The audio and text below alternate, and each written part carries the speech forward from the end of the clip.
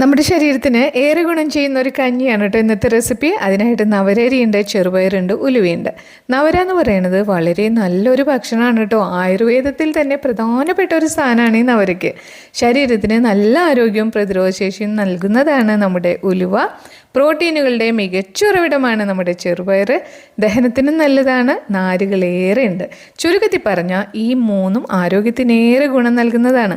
അപ്പോൾ തലേ ദിവസം വെള്ളത്തിൽ കുതിർത്ത ഈ മൂന്നും കൂടെ ആവശ്യത്തിന് വെള്ളം ചേർത്ത് വേവിച്ചെടുക്കുക. അപ്പോൾ ചെറുപയർ പിന്നീട് ചേർത്ത് വേവിക്കുന്നതാണ് നല്ലത്, അല്ലെങ്കിൽ കുഴഞ്ഞു പോകാൻ സാധ്യതയുണ്ട്. ഉപ്പ് ചേർക്കുക. എന്നിട്ട് തേങ്ങയും കുഞ്ഞുള്ളിയും കുറച്ച് ചെറിയ ജീരകം കൂടെ അരച്ച് ചേർക്കുക. സ്വാദിനായിട്ട് മാത്രമാണ് കേട്ടോ.